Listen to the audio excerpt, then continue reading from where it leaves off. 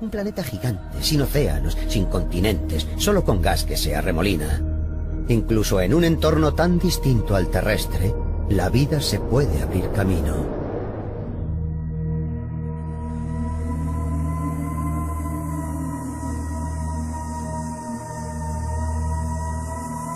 A medida que avanza la exploración espacial, sabemos más sobre el aspecto que pueden tener los extraterrestres, no solo basándonos en fantasías, sino en datos científicos.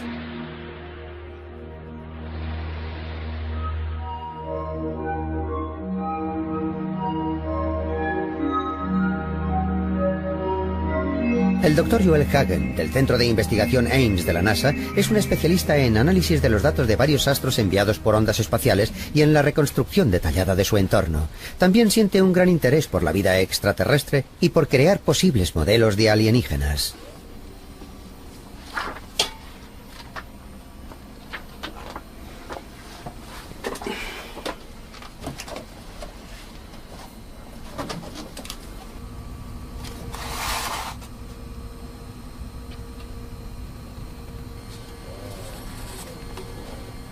Basándose en los crecientes y reveladores datos de entornos planetarios, está investigando científicamente qué clase de organismos podrían habitarlos y de qué modo, e incluso qué ecosistemas se podrían crear interactuando con las formas de vida extraterrestres.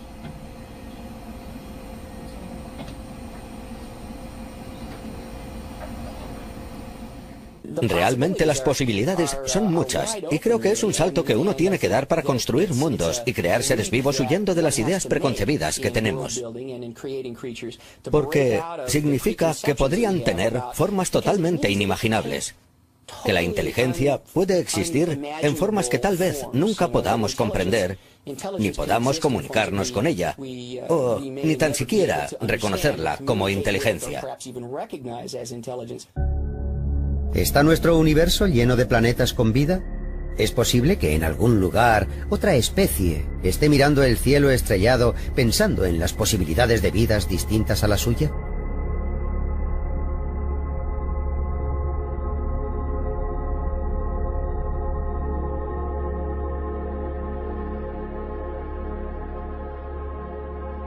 ¿O somos el único planeta milagroso del espacio con agua abundante y cambios de estaciones con vistosos colores?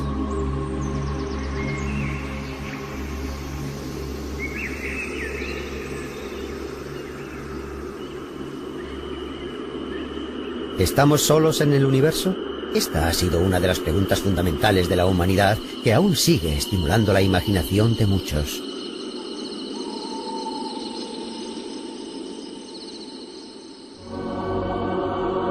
En la Edad Media, los cristianos creían que Dios solo había creado vida en la Tierra.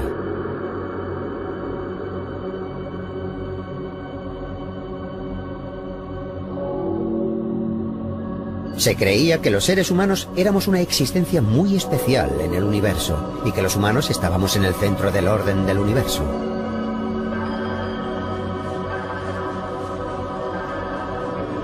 Incluso hoy, ese modo de pensar centrado en la humanidad mantiene su influencia sobre la civilización moderna y sobre nuestro sistema de valores.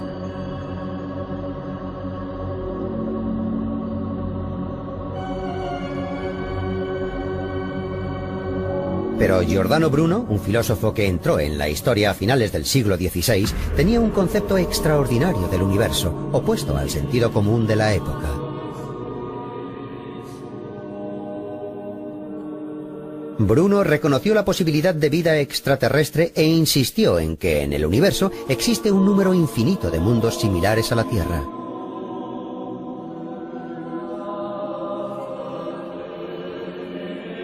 Esa innovadora forma de pensar fue considerada peligrosa por parte de la Iglesia, ya que podía debilitar la fe en su doctrina.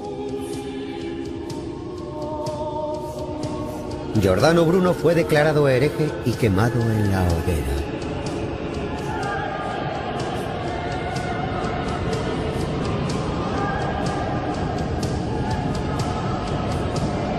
¿Estamos solos en la gran extensión del universo o está repleto de vida? Estamos a punto de encontrar una respuesta que posiblemente eche abajo ese punto de vista antropocéntrico del universo.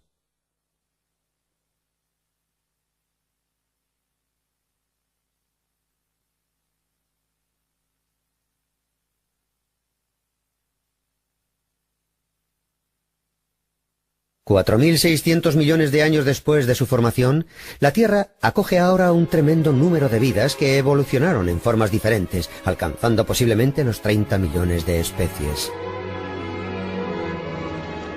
El 70% de la superficie de la Tierra está cubierto por una enorme masa de agua. El Sol brilla fuerte y abundantemente sobre la superficie de nuestro planeta. En la Tierra se daban varias condiciones ideales para nutrir a la vida y así se convirtió en un planeta milagroso.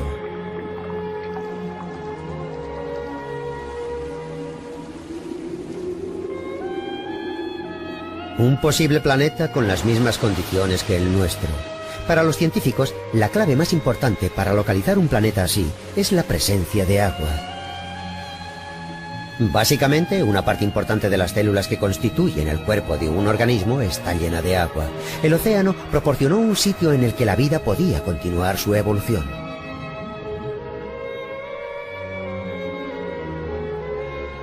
El océano, la cuna de la vida. ¿Es solo en nuestro planeta donde podemos encontrar una condición tan importante para la vida?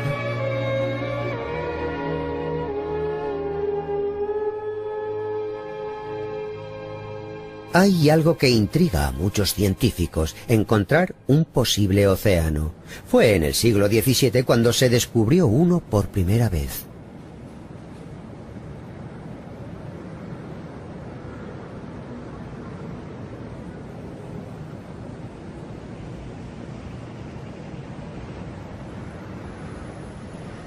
El hombre que hizo el descubrimiento fue un astrónomo italiano llamado Galileo Galilei.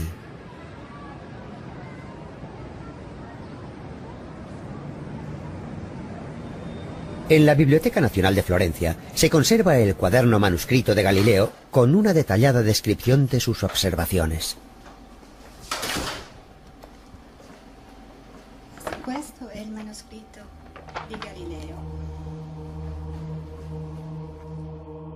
Lo que está descrito en su cuaderno es Júpiter y 4 de sus lunas. El círculo del centro es Júpiter. Los asteriscos indican las 4 lunas. Noche tras noche, Galileo dibujó los movimientos de aquellos objetos.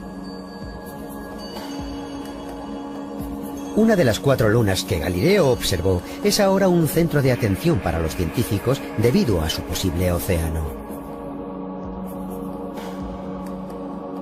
400 años después de la época de Galileo, una novedosa sonda espacial llamada Galileo despegó hacia el planeta.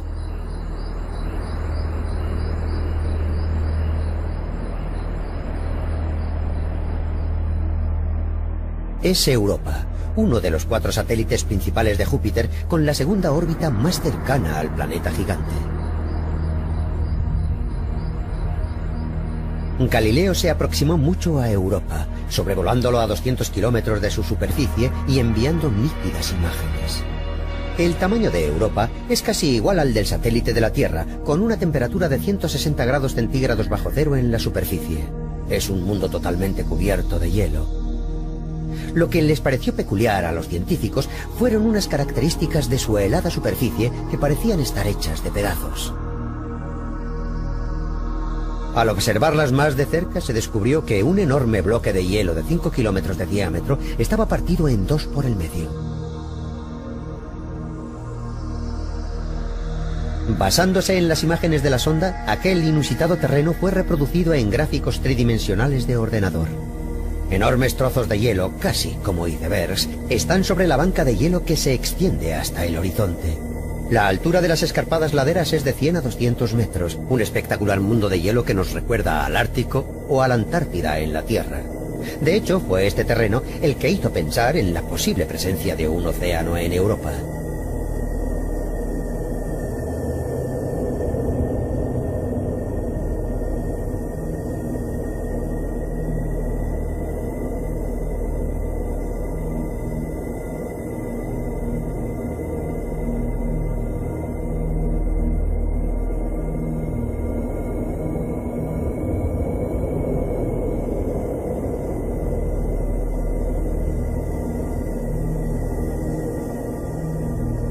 Se realizaron análisis detallados de las imágenes de Europa enviadas por Galileo.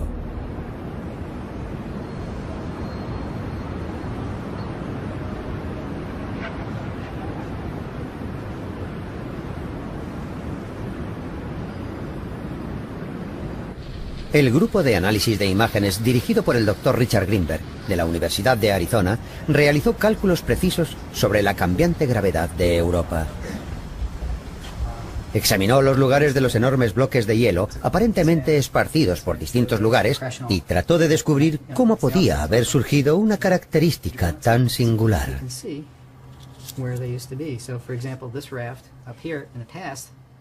Una vez concluidos sus análisis, llegaron a la conclusión de que unas colosales fuerzas actuaron sobre la banca de hielo para resquebrajar la superficie.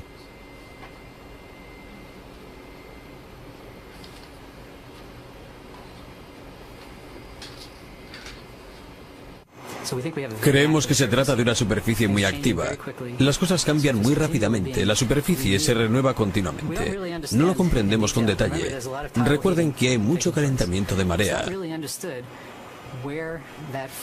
No comprendemos muy bien dónde se da la mayor fricción, pero existe la posibilidad de que los lugares donde el hielo sea más fino se vean más afectados. Que haya un poco más de fricción en ese lugar y un mayor calentamiento hasta que parte del hielo llega a derretirse. El calentamiento de marea es un efecto fuerte que ocurre entre astros o cuerpos celestes. En la Tierra, produce el flujo y el reflujo de la marea debido a la atracción ejercida por la Luna. Los cálculos indican que la fuerza entre Júpiter y Europa es 10 veces mayor que la que hay entre la Tierra y la Luna. Esa enorme fuerza de mareas es lo que hace que Europa se encoja y se expanda. Ese movimiento genera una tremenda cantidad de calor por fricción en su interior. Se cree que dicha fricción aporta la fuente de calor que derrite el hielo de la superficie desde el fondo y hace que la superficie se resquebraje. Si ese calor interno fue capaz de derretir un volumen de hielo tan enorme, podría haber un océano bajo la helada costra. El equipo de la Universidad de Arizona buscó más pruebas para dar apoyo a la presencia de un océano bajo el hielo. Lo que observó el Dr. Greenberg fueron las innumerables fracturas en la superficie de Europa, finas líneas que se extendían kilómetros y kilómetros sobre la banca de hielo.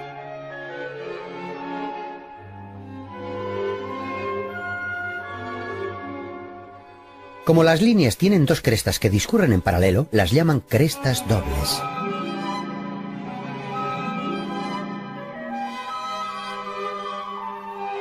Con la ayuda de los ordenadores para los complejos cálculos de la fuerza de mareas, el Dr. Greenberg creó unas teorías para explicar el mecanismo que produce las crestas dobles.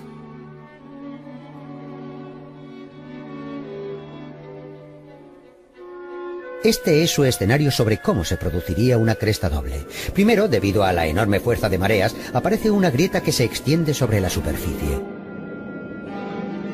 Luego, sale agua a borbotones del océano que hay debajo. La temperatura de la superficie de Europa es de 160 grados centígrados bajo cero aproximadamente. Esto significa que el agua se congela tan pronto está expuesta al espacio.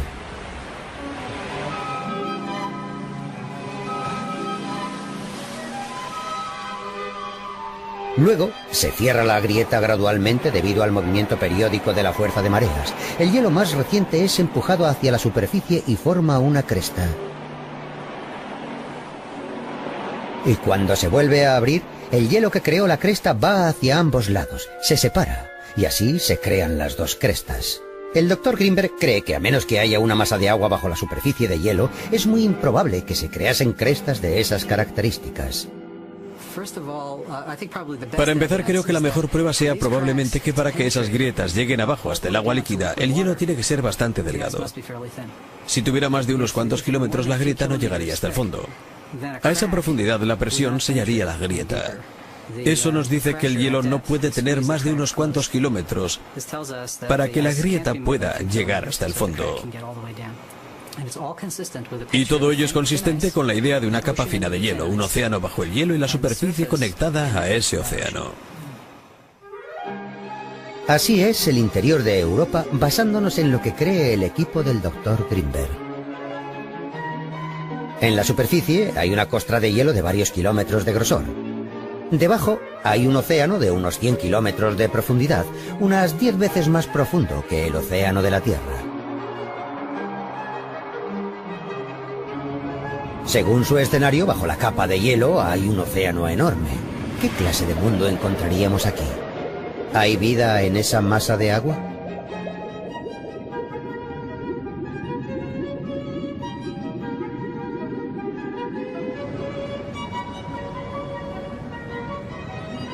La NASA está deliberando ahora sobre un nuevo proyecto para seguir explorando Europa.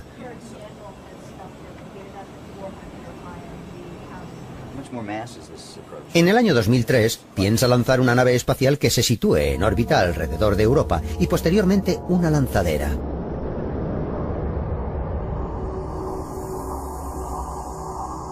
Una propuesta más espectacular todavía quiere introducir un robot en el océano a mediados del siglo XXI. Y el motivo, por supuesto, es confirmar directamente la presencia de vida en el océano.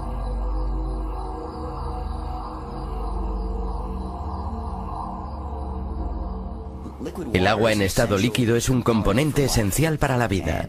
Y si examinamos el entorno de Europa, tenemos agua líquida, tenemos una fuente de energía de larga duración que es la fuerza de mareas que hace que el océano sea líquido y que dure un largo periodo de tiempo, y además tenemos material orgánico que llega en forma de cometas que caen sobre la superficie y que se mezclan con el océano. Por lo tanto, energía, agua líquida y material orgánico. En la Tierra, esos mismos ingredientes crearon vida en menos de 1000 años, pues esa misma sopa orgánica se ha estado cociendo en Europa durante 4.500 millones de años, por lo que en potencia, Europa es un objetivo biológico muy apasionante.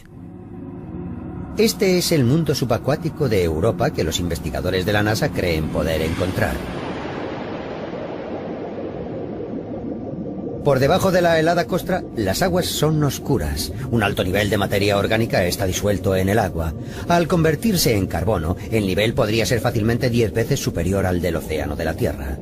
En el lecho marino, las actividades volcánicas son muy dinámicas. Es posible que se esté creando un singular ecosistema mediante la utilización de la abundante energía calorífica. El agua caliente, que fluye del fondo marino, sería un hábitat para las bacterias y podría haber gambas, medusas y otros organismos que se alimentan de dichas bacterias.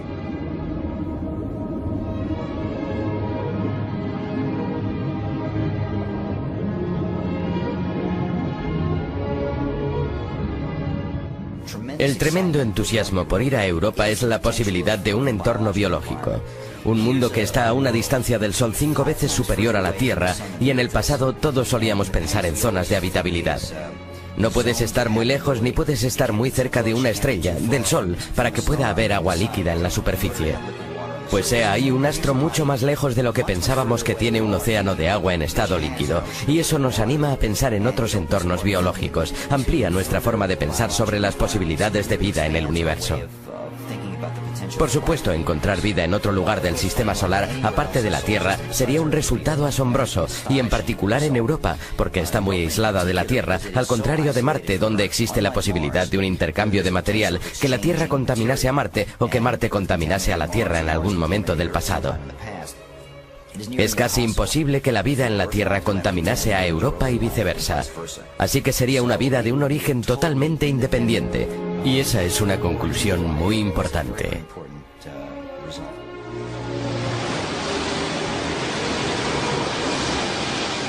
Si hay un océano bajo la helada superficie de Europa y se confirma la presencia de vida, es muy probable que podamos encontrar más ejemplos de planetas y lunas con una enorme masa de agua que sirvan como cuna para la vida.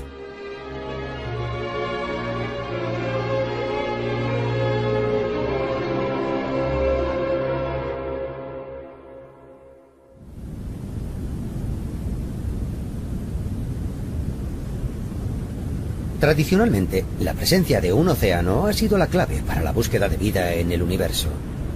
Pero ahora se le está prestando más atención a una nueva teoría que dice literalmente que la vida puede existir aunque no haya una masa de agua. Esta teoría surgió de un estudio en una región considerada un entorno extremo en la Tierra y en la que casi no hay agua. Un pionero de la astrobiología, el Dr. Imre Friedman, ha estado realizando estudios en entornos inhóspitos de todo el mundo en los que hasta entonces se creía que no había vida. El objetivo principal de su estudio era el interior de las rocas de los desiertos.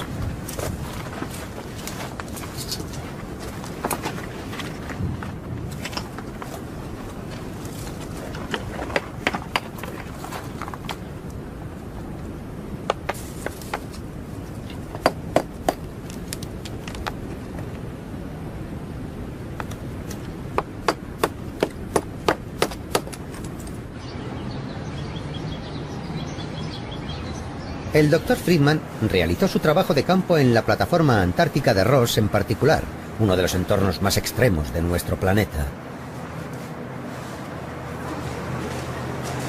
En el congelador de la Universidad Estatal de Florida hay una colección de rocas de la Antártida que son el resultado de 20 años de su trabajo. Se mantienen almacenadas a 27 grados centígrados bajo cero para reproducir el entorno frío y seco de la Antártida, su lugar de origen.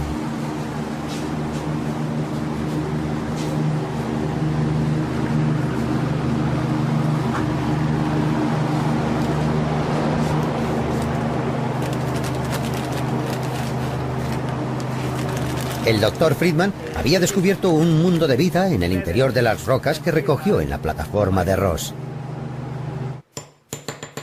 Abramos una de sus muestras.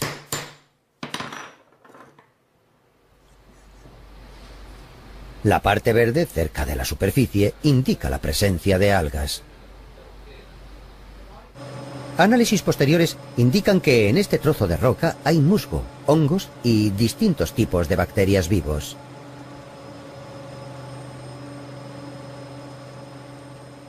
Estos organismos aprovechan la poca agua que se filtra en la roca y están adaptados a este duro entorno. Se podría decir que la vida tiene una inventiva increíble para procurarse maneras de vivir en lugares inhóspitos, y ha sobrevivido, por lo que no necesita mucha agua, e incluso unos restos bastan para que algunos organismos se establezcan. Además, es muy importante que todavía existan nichos sin descubrir, posibilidades sin descubrir. Hay que observar con mucha atención y mirar bien aunque no se espere encontrar nada, porque puede haber vida. Como resultado del innovador trabajo del Dr. Friedman, se realizaron una serie de descubrimientos de vida presente en distintos entornos extremos. Los científicos son cada día más conscientes del inexplorado potencial de la increíble adaptabilidad de la vida.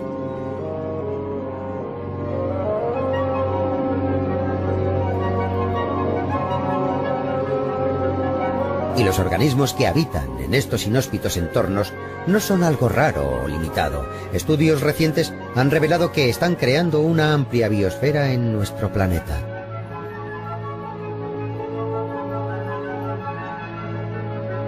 Oskarshamn, Suecia, en la costa del mar Báltico. Estamos descubriendo que bajo este lugar, que se creía un mundo sin vida, existe una inesperada y rica biosfera.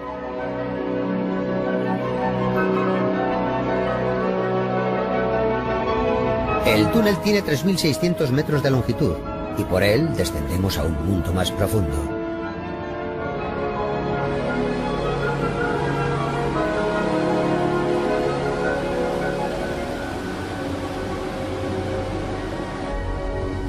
Muy por debajo de la superficie hay unas instalaciones experimentales para deshacerse de residuos de combustible nuclear.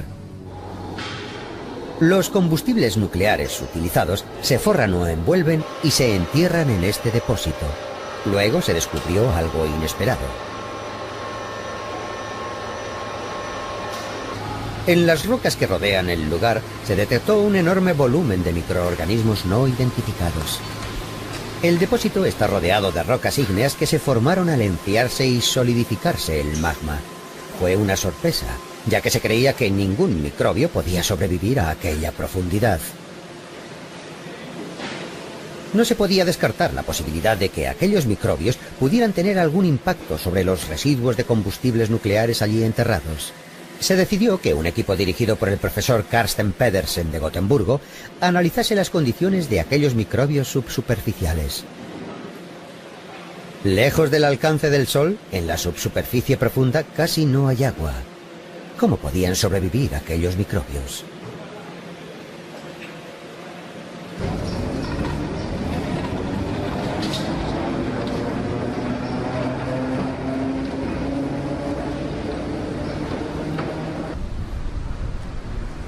El equipo del profesor Pedersen recogió varias muestras de las rocas del interior del túnel e investigó los mecanismos que permitían que los microbios sobrevivieran.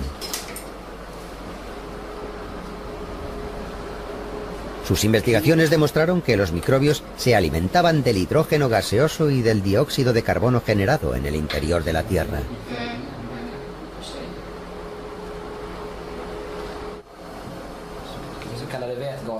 Estas son bacterias productoras de hidrógeno o bacterias acetógenas.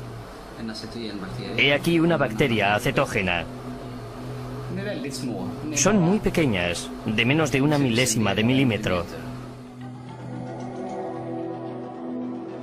El profesor Pedersen describe a estos microbios como organismos que se alimentan de la propia Tierra. También descubrieron que los microbios producían materia orgánica como metano y ácido acético. Y posteriormente se descubrió que un gran número de microbios se alimentaban de aquellos microbios. El mundo subsuperficial tenía un desconocido ecosistema de una gran diversidad. Se dice que la biomasa de la biosfera subsuperficial es comparable a la de todas las plantas terrestres juntas.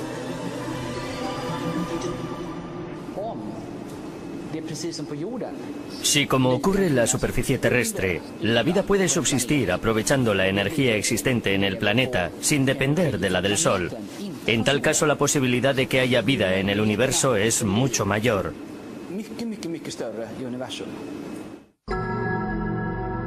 La biosfera debe de estar extendiéndose también en otros cuerpos espaciales. Algunos científicos arguyen que es el modo de pensar más natural y razonable.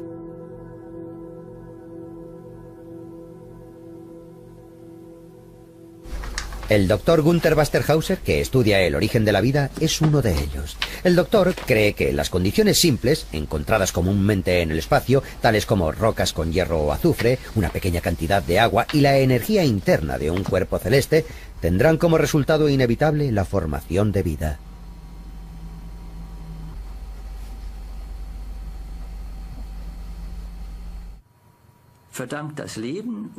La vida y por lo tanto el hombre deben su existencia fundamentalmente a la química y a la física. La vida ha surgido del estado del universo. En todos los cuerpos celestes que cumplan estas condiciones, la vida aparece y permanece. Si la teoría es correcta, la vida aparece en todos los cuerpos celestes. Se podría encontrar una posible biosfera en un océano bajo una capa de hielo. Otra biosfera podría estar en el interior de un cuerpo planetario. Ahora las posibilidades de vida en el universo aumentan rápidamente.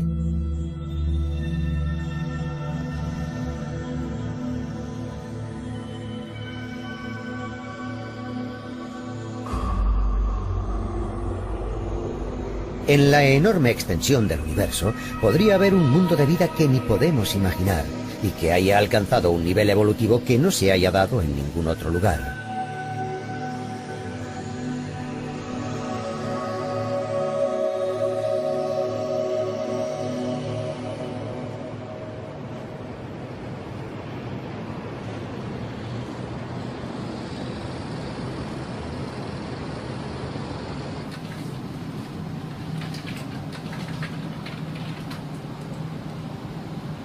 El doctor Joel Hagen, del Centro de Investigación Ames de la NASA, repite simulaciones científicas continuamente para saber qué tipo de seres extraterrestres son posibles, incluido su aspecto y sus detallados movimientos, en un entorno radicalmente distinto al nuestro.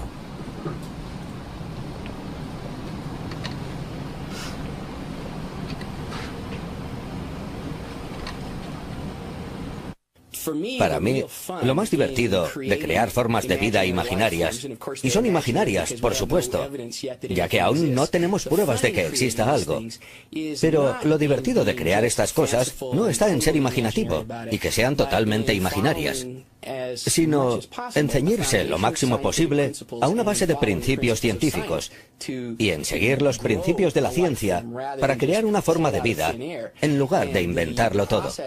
Son muchas las posibilidades velocidades que tienen los procesos para desviarse de maneras diferentes y recorrer así caminos distintos a los que siguieron aquí, en nuestro planeta.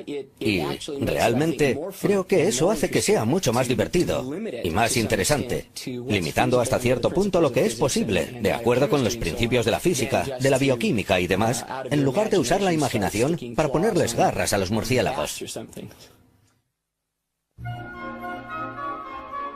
Los científicos están produciendo una variada gama de organismos extraterrestres en su mente.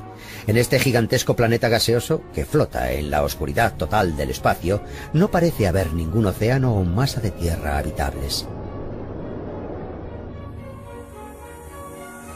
Aquí, los habitantes podrían tener aspecto de globos de aire caliente. Un ser así flotaría de arriba a abajo, convirtiendo las diferencias de temperatura del gas en energía para sustentarse.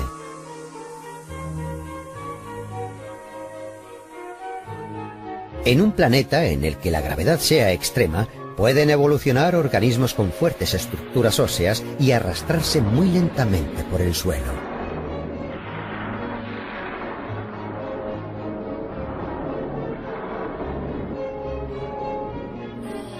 Donde el carbono sea muy escaso, la sílice utilizada en semiconductores puede ser empleada para crear un cuerpo cristalino.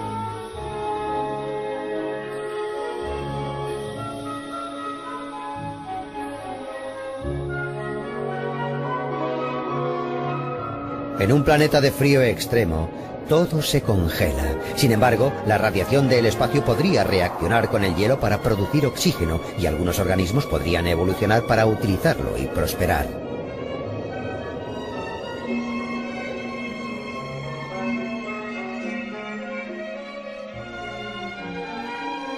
El universo podría estar lleno de diversas formas de vida.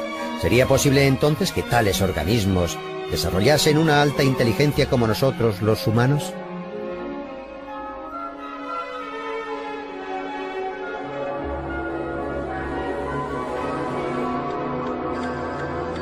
De las más de 30 millones de especies que evolucionaron en nuestro planeta, son raras las que han desarrollado una inteligencia superior.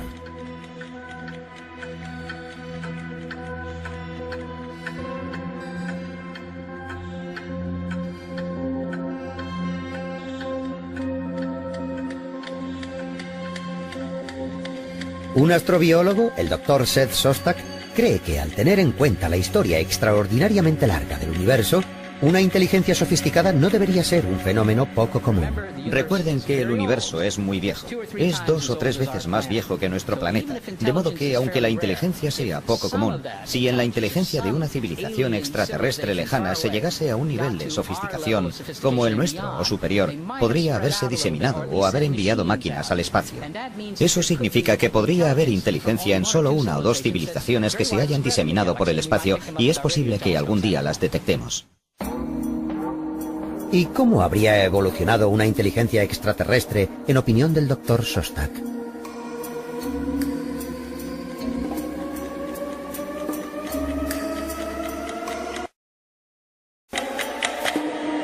Creo que es un antropomorfismo. Me refiero a que nos gustaría imaginarnos a los extraterrestres con un aspecto como el nuestro, porque en el cine resultarían personajes más interesantes si se parecen. O algo así. Podríamos identificarlos con eso, pero es posible que los extraterrestres no se parezcan mucho a nosotros. Aunque siempre suponemos que son biológicos, casi siempre, y es posible que no lo sean, puede haber muchas máquinas inteligentes ahí fuera. Es probable que lleguemos a crear máquinas inteligentes aquí en la Tierra durante los próximos 20 o 30 años. Siendo optimistas, podemos suponer que ha sucedido en otro lugar, y que la mayor parte de la inteligencia de nuestra galaxia es artificial. En el universo se agrupan una infinidad de estrellas. ¿Podría haber realmente una vida que hubiese creado una civilización sofisticada? Llegaremos a encontrar.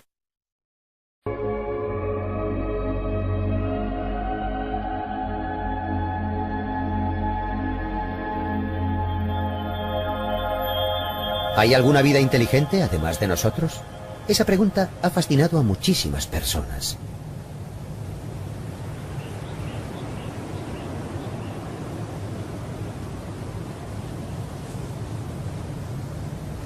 Chris Thorpe el propietario de un viñedo de California, es una de esas personas a las que siempre ha fascinado la astronomía y que se ha imaginado cómo podría ser la vida fuera de la Tierra.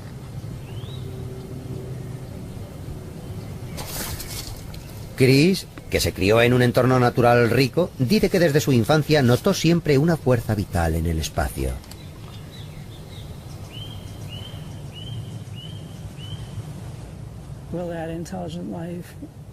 Observará el espacio esa vida inteligente y lo verá a través de los instrumentos que tenga para detectar el resto del universo, y le parecerá como a nosotros que sería algo muy emocionante que hubiera otra vida inteligente, y será capaz además de apreciar el universo por sus aspectos espirituales. Creo que eso también es muy probable.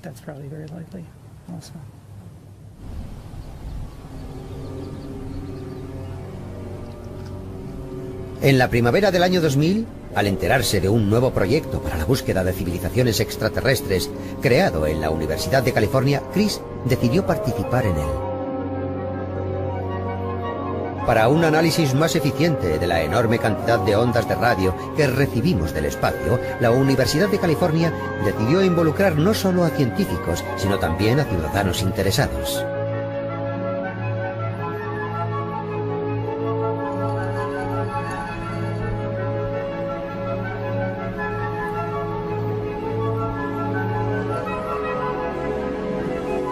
Los datos de ondas de radio del espacio se dividen en partes más pequeñas y se entregan a cada uno de los ciudadanos que colaboran.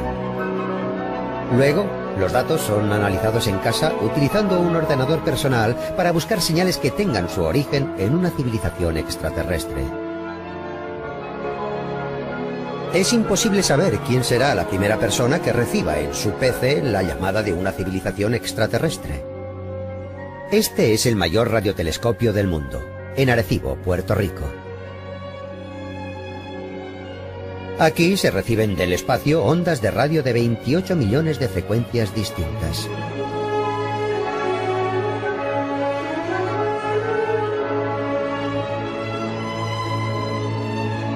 El proyecto para detectar una señal de una civilización extraterrestre entre el gran número de ondas de radio procedentes del espacio se llama SETI, o Búsqueda de Inteligencia Extraterrestre. SETI funciona desde hace 4 décadas, pero hasta la fecha no ha conseguido logro científico alguno. El mayor problema que se encontraban los científicos de SETI era que la cantidad de ondas de radio que recibían del espacio era tan desconcertantemente voluminosa que ningún ordenador disponía de un procesador con la capacidad necesaria. Debido a esa limitación, lo que SETI ha podido analizar hasta ahora corresponde solamente a una sección mínima de nuestra galaxia. Para poder superar esa dificultad, un equipo basado en la Universidad de California, en Berkeley, inició un novedoso proyecto. El proyecto se llama SETI@Home y moviliza ordenadores personales sin utilizar en hogares de todo el mundo. En el proyecto participan ya más de 3 millones de personas de distintos países del mundo.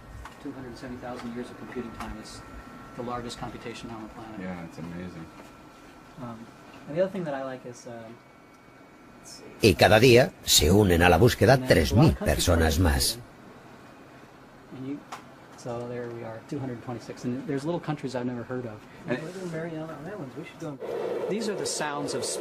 Son sonidos del espacio, son señales de radio naturales que se pueden oír al apuntar un telescopio a una estrella o a una galaxia lejana. Son lo que llamamos señales de banda ancha, ocupan una gran parte del espectro y suenan como ese ruido sibilante. Pueden ser de alta frecuencia, de media frecuencia o de baja frecuencia, pero son señales anchas, son señales naturales.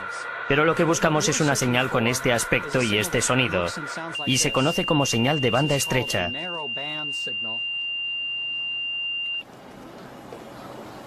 Todos los datos de ondas de radio se envían al observatorio de Arecibo, al centro de SETI@Home.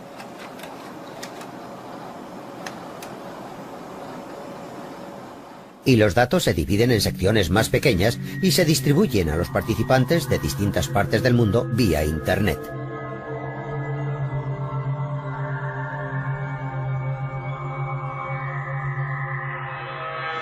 Además, aquí se puede averiguar que hasta ahora los participantes han aportado el equivalente a 280.000 años de tiempo de computación. Eso es lo que lo convierte en un ordenador tan potente. Hace 10 teraflops, 10 billones de operaciones por segundo. Es el mayor superordenador del mundo y la mayor computación realizada hasta ahora en este planeta. Soy optimista en cuanto que a largo plazo, según avance la tecnología informática, podamos hacer búsquedas mayores y mejores y que tal vez dentro de 50 años descubramos a los extraterrestres, si es que existen. Es estupendo que en SETI@home participen personas de todo el mundo. Es apropiado porque la pregunta ¿estamos solos? Es una pregunta global. No es una pregunta de un país, es una pregunta de todos los seres humanos del planeta. ¿Y llegaremos a detectar la señal de vida inteligente con una alta civilización y a comunicarnos con ellos?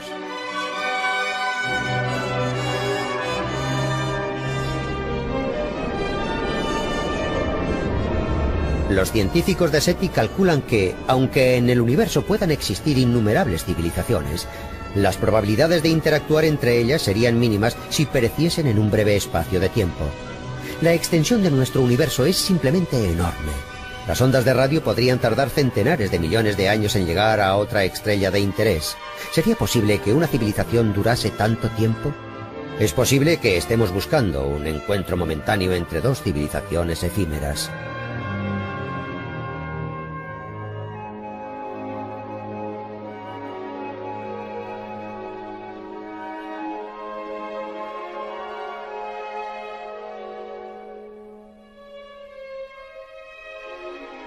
Hace casi un año que Chris Thorpe se unió al proyecto SETI@home. Cada noche abre sus libros de astronomía al lado de su PC, dejando volar la imaginación, preguntándose qué clase de extraterrestres pueden vivir en otros lugares del universo.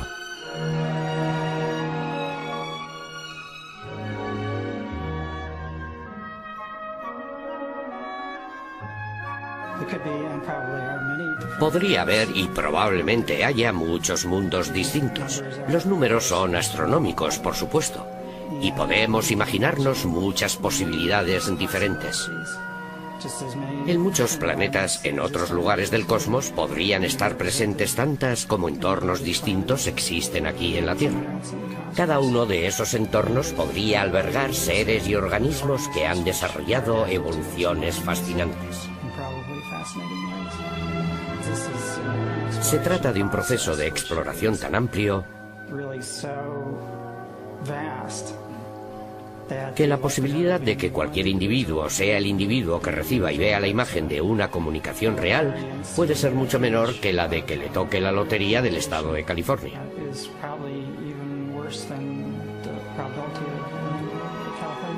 Así que en eso tengo que ser realista, pero nunca se sabe, y la posibilidad existe. Y eso es siempre lo emocionante, que la posibilidad existe.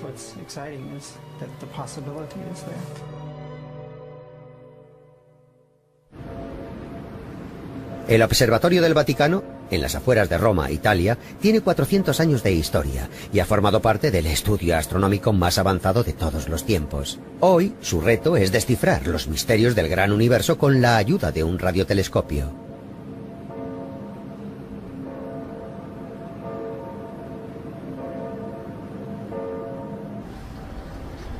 El director del observatorio, el padre George Coyne, es un astrónomo británico. Siempre le ha interesado la vida extraterrestre y no duda en hablar de sus posibilidades desde una perspectiva científica.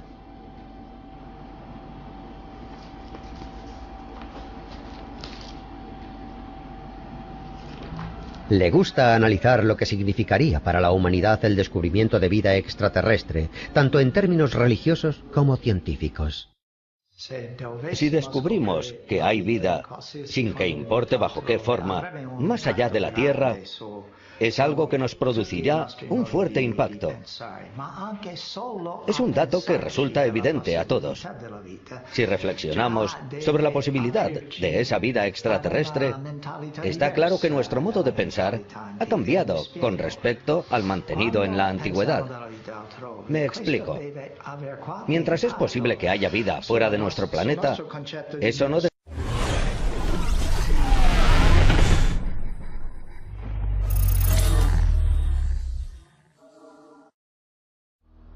Un planeta gigante, sin océanos, sin continentes, solo con gas que se arremolina. Incluso en un entorno tan distinto al terrestre, la vida se puede abrir camino.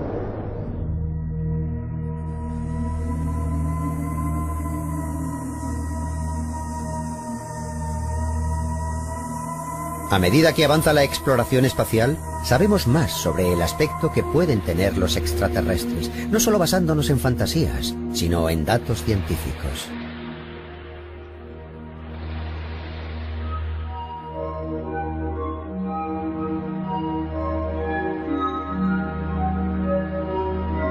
El Dr. Joel Hagen, del Centro de Investigación Ames de la NASA, es un especialista en análisis de los datos de varios astros enviados por ondas espaciales y en la reconstrucción detallada de su entorno. También siente un gran interés por la vida extraterrestre y por crear posibles modelos de alienígenas.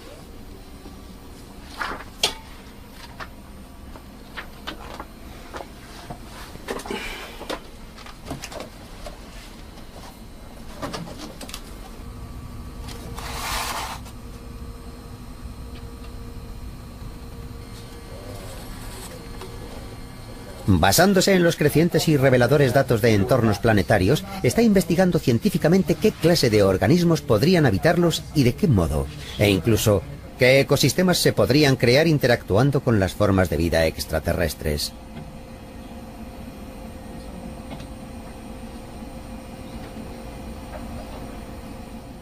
Realmente las posibilidades son muchas y creo que es un salto que uno tiene que dar para construir mundos y crear seres vivos huyendo de las ideas preconcebidas que tenemos. Porque significa que podrían tener formas totalmente inimaginables. Que la inteligencia puede existir en formas que tal vez nunca podamos comprender, ni podamos comunicarnos con ella, o ni tan siquiera reconocerla como inteligencia. ¿Está nuestro universo lleno de planetas con vida? ¿Es posible que en algún lugar otra especie esté mirando el cielo estrellado pensando en las posibilidades de vidas distintas a la suya?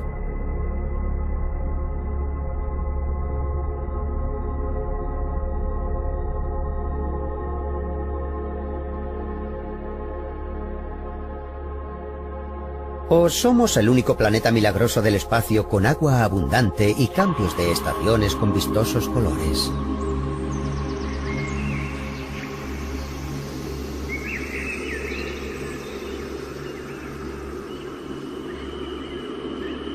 ¿Estamos solos en el universo? Esta ha sido una de las preguntas fundamentales de la humanidad que aún sigue estimulando la imaginación de muchos.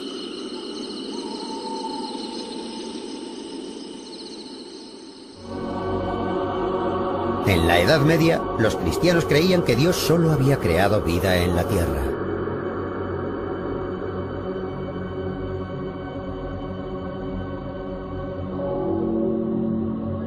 Se creía que los seres humanos éramos una existencia muy especial en el universo y que los humanos estábamos en el centro del orden del universo.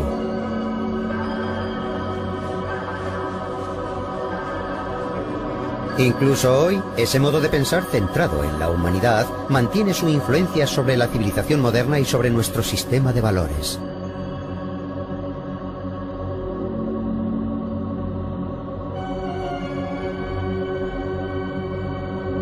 Pero Giordano Bruno, un filósofo que entró en la historia a finales del siglo XVI, tenía un concepto extraordinario del universo, opuesto al sentido común de la época.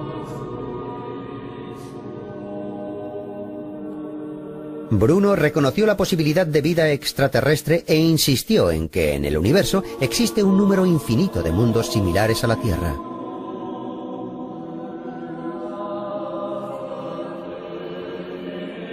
Esa innovadora forma de pensar fue considerada peligrosa por parte de la Iglesia, ya que podía debilitar la fe en su doctrina. Giordano Bruno fue declarado hereje y quemado en la hoguera.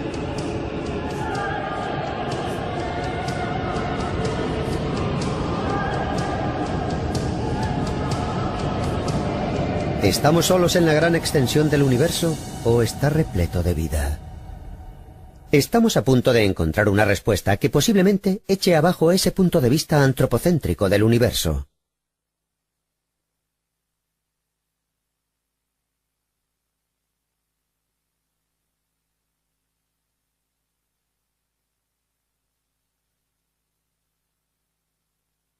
4.600 millones de años después de su formación, la Tierra acoge ahora un tremendo número de vidas que evolucionaron en formas diferentes, alcanzando posiblemente los 30 millones de especies.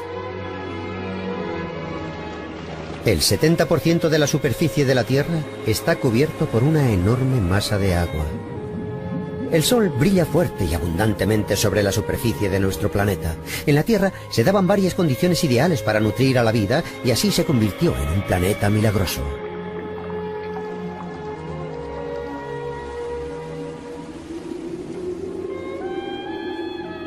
Un posible planeta con las mismas condiciones que el nuestro. Para los científicos, la clave más importante para localizar un planeta así es la presencia de agua.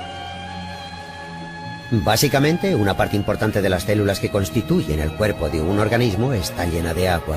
El océano proporcionó un sitio en el que la vida podía continuar su evolución.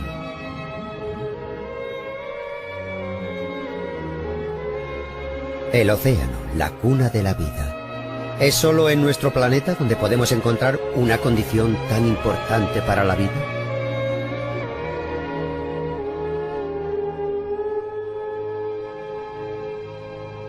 Hay algo que intriga a muchos científicos: encontrar un posible océano. Fue en el siglo XVII cuando se descubrió uno por primera vez.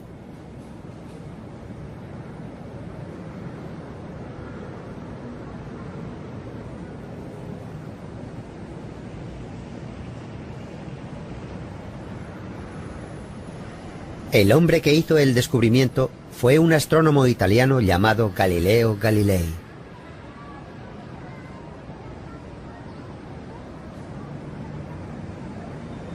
En la Biblioteca Nacional de Florencia se conserva el cuaderno manuscrito de Galileo con una detallada descripción de sus observaciones.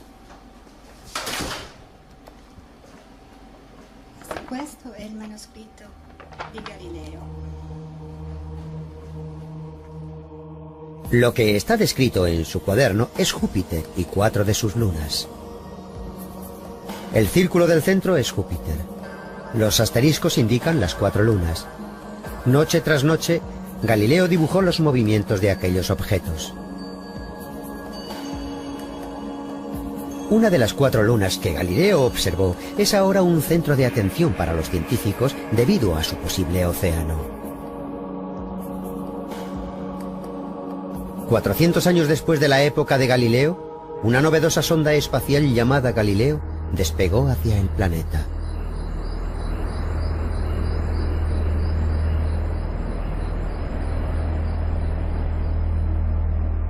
Es Europa, uno de los 4 satélites principales de Júpiter, con la segunda órbita más cercana al planeta gigante.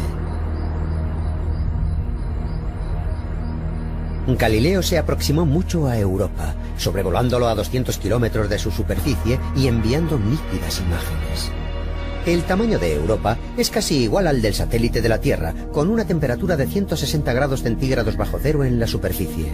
Es un mundo totalmente cubierto de hielo. Lo que les pareció peculiar a los científicos fueron unas características de su helada superficie que parecían estar hechas de pedazos. Al observarlas más de cerca se descubrió que un enorme bloque de hielo de 5 kilómetros de diámetro estaba partido en 2 por el medio. Basándose en las imágenes de la sonda, aquel inusitado terreno fue reproducido en gráficos tridimensionales de ordenador. Enormes trozos de hielo, casi como icebergs, están sobre la banca de hielo que se extiende hasta el horizonte.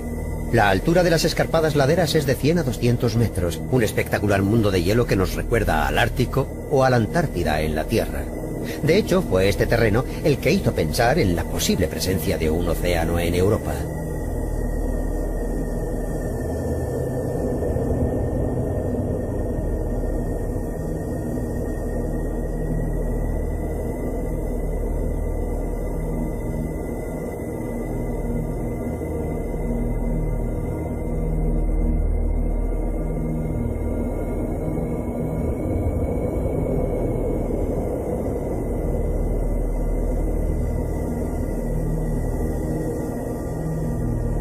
Se realizaron análisis detallados de las imágenes de Europa enviadas por Galileo.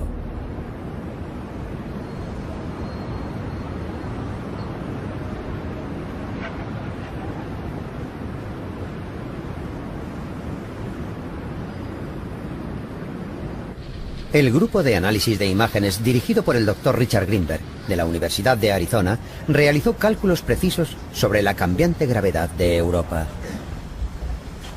Examinó los lugares de los enormes bloques de hielo, aparentemente esparcidos por distintos lugares, y trató de descubrir cómo podía haber surgido una característica tan singular.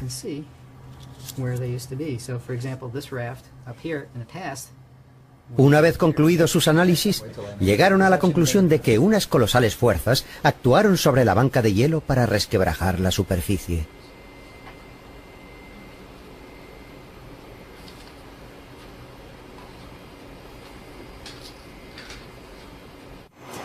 Creemos que se trata de una superficie muy activa. Las cosas cambian muy rápidamente, la superficie se renueva continuamente. No lo comprendemos con detalle. Recuerden que hay mucho calentamiento de marea. No comprendemos muy bien dónde se da la mayor fricción, pero existe la posibilidad de que los lugares donde el hielo sea más fino se vean más afectados. Que haya un poco más de fricción en ese lugar y un mayor calentamiento hasta que parte del hielo llega a derretirse. El calentamiento de marea es un efecto fuerte que ocurre entre astros o cuerpos celestes.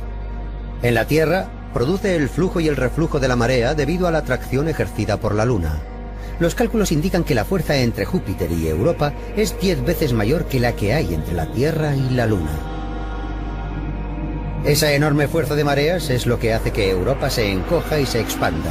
Ese movimiento genera una tremenda cantidad de calor por fricción en su interior.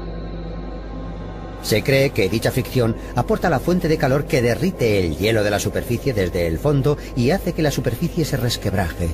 Si ese calor interno fue capaz de derretir un volumen de hielo tan enorme, podría haber un océano bajo la helada costra. El equipo de la Universidad de Arizona buscó más pruebas para dar apoyo a la presencia de un océano bajo el hielo. Lo que observó el Dr. Greenberg fueron las innumerables fracturas en la superficie de Europa, finas líneas que se extendían kilómetros y kilómetros sobre la banca de hielo.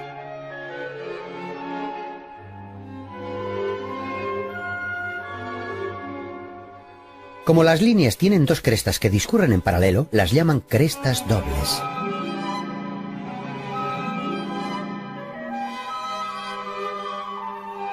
Con la ayuda de los ordenadores para los complejos cálculos de la fuerza de mareas, el Dr. Greenberg creó unas teorías para explicar el mecanismo que produce las crestas dobles.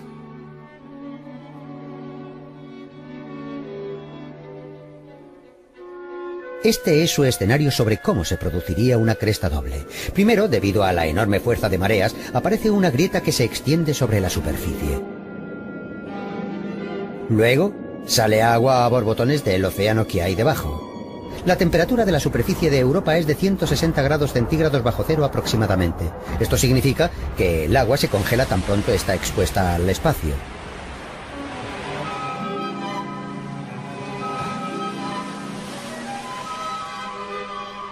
Luego, se cierra la grieta gradualmente debido al movimiento periódico de la fuerza de mareas. El hielo más reciente es empujado hacia la superficie y forma una cresta. Y cuando se vuelve a abrir, el hielo que creó la cresta va hacia ambos lados, se separa, y así se crean las dos crestas. El Dr. Greenberg cree que a menos que haya una masa de agua bajo la superficie de hielo, es muy improbable que se creasen crestas de esas características. Para empezar, creo que la mejor prueba sea probablemente que para que esas grietas lleguen abajo hasta el agua líquida, el hielo tiene que ser bastante delgado. Si tuviera más de unos cuantos kilómetros, la grieta no llegaría hasta el fondo. A esa profundidad la presión sellaría la grieta. Eso nos dice que el hielo no puede tener más de unos cuantos kilómetros para que la grieta pueda llegar hasta el fondo. Y todo ello es consistente con la idea de una capa fina de hielo, un océano bajo el hielo y la superficie conectada a ese océano.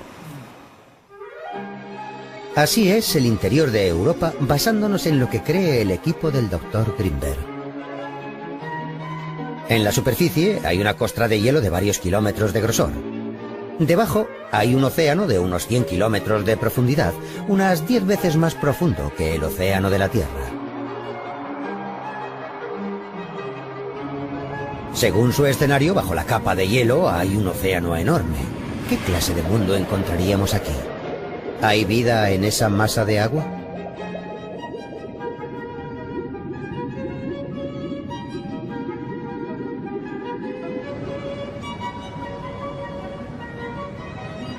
La NASA está deliberando ahora sobre un nuevo proyecto para seguir explorando Europa.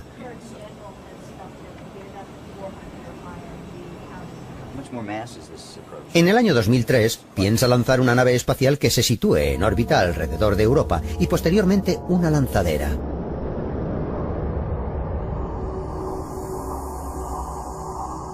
Una propuesta más espectacular todavía quiere introducir un robot en el océano a mediados del siglo XXI.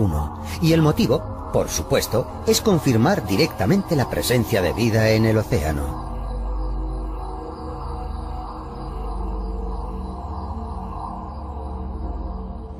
El agua en estado líquido es un componente esencial para la vida. Y si examinamos el entorno de Europa, tenemos agua líquida, tenemos una fuente de energía de larga duración que es la fuerza de mareas que hace que el océano sea líquido y que dure un largo periodo de tiempo, y además tenemos material orgánico que llega en forma de cometas que caen sobre la superficie y que se mezclan con el océano. Por lo tanto, energía, agua líquida y material orgánico. En la Tierra, esos mismos ingredientes crearon vida en menos de 1000 años, pues esa misma sopa orgánica se ha estado cociendo en Europa durante 4.500 millones de años, por lo que en potencia, Europa es un objetivo biológico muy apasionante. Este es el mundo subacuático de Europa que los investigadores de la NASA creen poder encontrar. Por debajo de la helada costra, las aguas son oscuras. Un alto nivel de materia orgánica está disuelto en el agua. Al convertirse en carbono, el nivel podría ser fácilmente 10 veces superior al del océano de la Tierra. En el lecho marino, las actividades volcánicas son muy dinámicas. Es posible que se esté creando un singular ecosistema mediante la utilización de la abundante energía calorífica. El agua caliente, que fluye del fondo marino, sería un hábitat para las bacterias y podría haber gambas, medusas y otros organismos que se alimentan de dichas bacterias.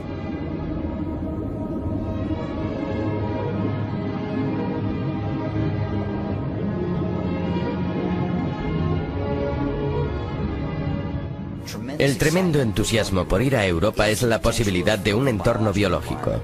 Un mundo que está a una distancia del Sol 5 veces superior a la Tierra, y en el pasado todos solíamos pensar en zonas de habitabilidad.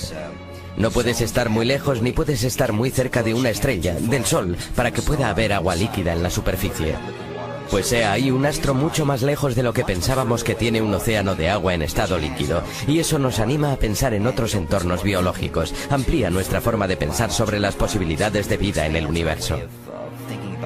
Por supuesto, encontrar vida en otro lugar del sistema solar, aparte de la Tierra, sería un resultado asombroso, y en particular en Europa, porque está muy aislada de la Tierra, al contrario de Marte, donde existe la posibilidad de un intercambio de material, que la Tierra contaminase a Marte o que Marte contaminase a la Tierra en algún momento del pasado. Es casi imposible que la vida en la Tierra contaminase a Europa y viceversa. Así que sería una vida de un origen totalmente independiente. Y esa es una conclusión muy importante.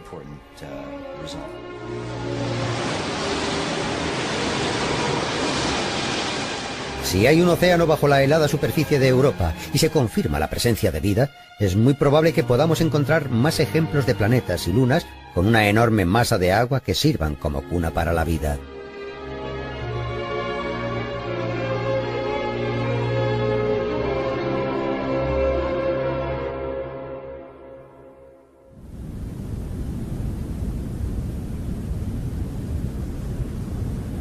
Tradicionalmente, la presencia de un océano ha sido la clave para la búsqueda de vida en el universo. Pero ahora se le está prestando más atención a una nueva teoría que dice literalmente que la vida puede existir aunque no haya una masa de agua. Esta teoría surgió de un estudio en una región considerada un entorno extremo en la Tierra y en la que casi no hay agua. Un pionero de la astrobiología, el Dr. Imre Friedman, ha estado realizando estudios en entornos inhóspitos de todo el mundo en los que hasta entonces se creía que no había vida. El objetivo principal de su estudio era el interior de las rocas de los desiertos.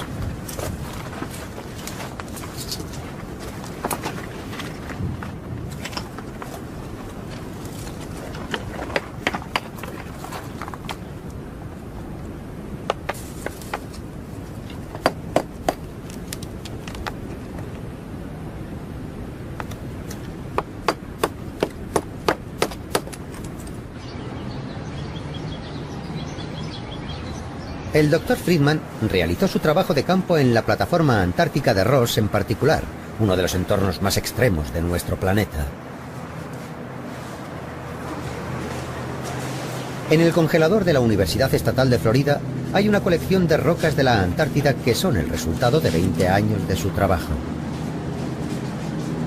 Se mantienen almacenadas a 27 grados centígrados bajo cero para reproducir el entorno frío y seco de la Antártida, su lugar de origen.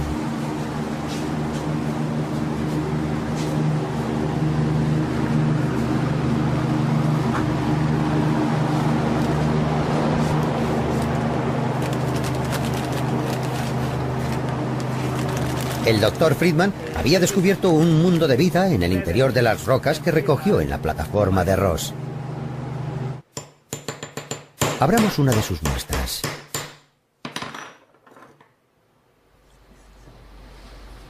La parte verde, cerca de la superficie, indica la presencia de algas. Análisis posteriores indican que en este trozo de roca hay musgo, hongos y distintos tipos de bacterias vivos.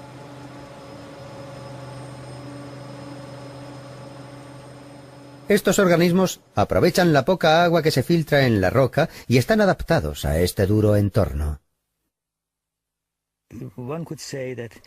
Se podría decir que la vida tiene una inventiva increíble para procurarse maneras de vivir en lugares inhóspitos y ha sobrevivido, por lo que no necesita mucha agua e incluso unos restos bastan para que algunos organismos se establezcan. Además, es muy importante que todavía existan nichos sin descubrir, posibilidades sin descubrir. Hay que observar con mucha atención y mirar bien aunque no se espere encontrar nada, porque puede haber vida. Como resultado del innovador trabajo del Dr. Friedman, se realizaron una serie de descubrimientos de vida presente en distintos entornos extremos. Los científicos son cada día más conscientes del inexplorado potencial de la increíble adaptabilidad de la vida.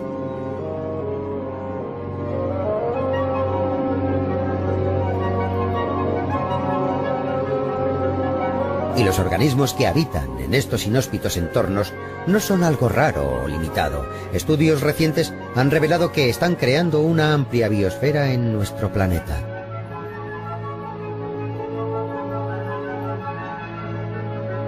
Oskarshamn, Suecia, en la costa del mar Báltico. Estamos descubriendo que bajo este lugar, que se creía un mundo sin vida, existe una inesperada y rica biosfera.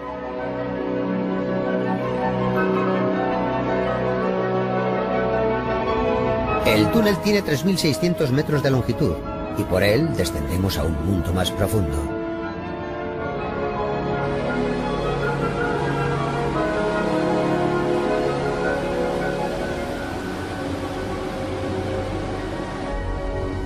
Muy por debajo de la superficie hay unas instalaciones experimentales para deshacerse de residuos de combustible nuclear.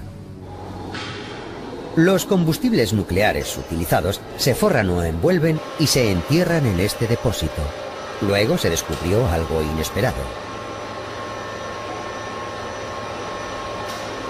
En las rocas que rodean el lugar se detectó un enorme volumen de microorganismos no identificados. El depósito está rodeado de rocas ígneas que se formaron al enfriarse y solidificarse el magma. Fue una sorpresa, ya que se creía que ningún microbio podía sobrevivir a aquella profundidad. No se podía descartar la posibilidad de que aquellos microbios pudieran tener algún impacto sobre los residuos de combustibles nucleares allí enterrados. Se decidió que un equipo dirigido por el profesor Carsten Pedersen de Gotemburgo analizase las condiciones de aquellos microbios subsuperficiales. Lejos del alcance del sol, en la subsuperficie profunda casi no hay agua. ¿Cómo podían sobrevivir aquellos microbios?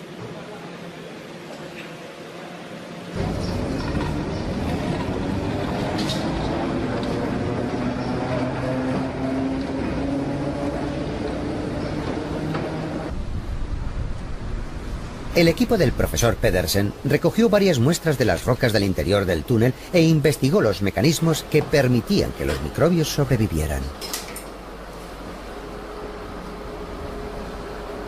Sus investigaciones demostraron que los microbios se alimentaban del hidrógeno gaseoso y del dióxido de carbono generado en el interior de la Tierra.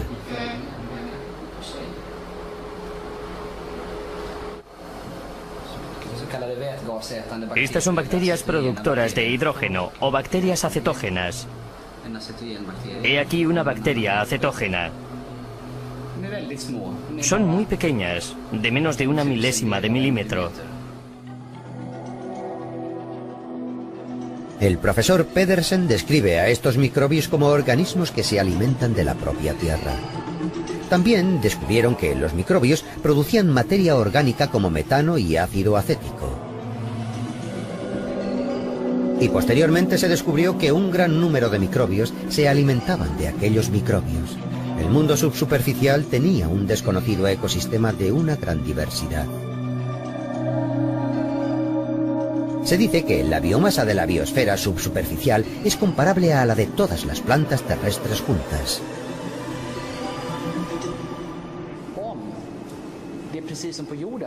Si, como ocurre en la superficie terrestre, la vida puede subsistir aprovechando la energía existente en el planeta sin depender de la del Sol, en tal caso la posibilidad de que haya vida en el universo es mucho mayor.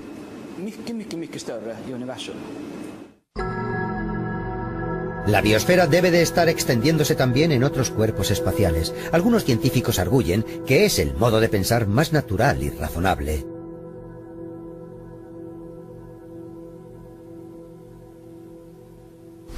El doctor Gunther Basterhauser, que estudia el origen de la vida, es uno de ellos. El doctor cree que las condiciones simples, encontradas comúnmente en el espacio, tales como rocas con hierro o azufre, una pequeña cantidad de agua y la energía interna de un cuerpo celeste, tendrán como resultado inevitable la formación de vida.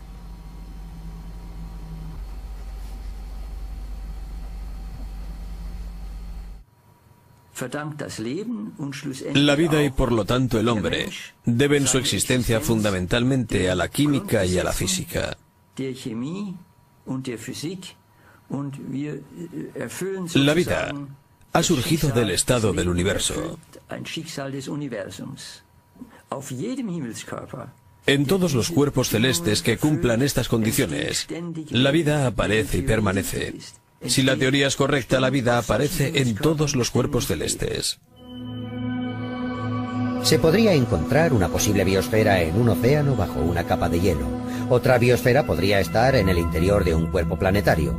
Ahora las posibilidades de vida en el universo aumentan rápidamente.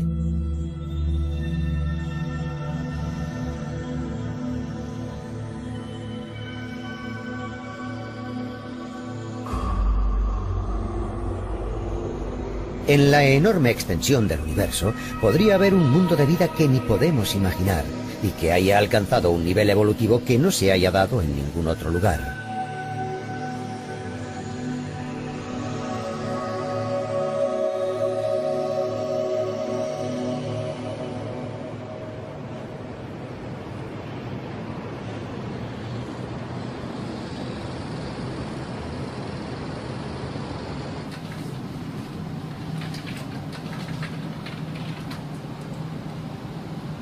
El doctor Joel Hagen, del Centro de Investigación Ames de la NASA, repite simulaciones científicas continuamente para saber qué tipo de seres extraterrestres son posibles, incluido su aspecto y sus detallados movimientos, en un entorno radicalmente distinto al nuestro.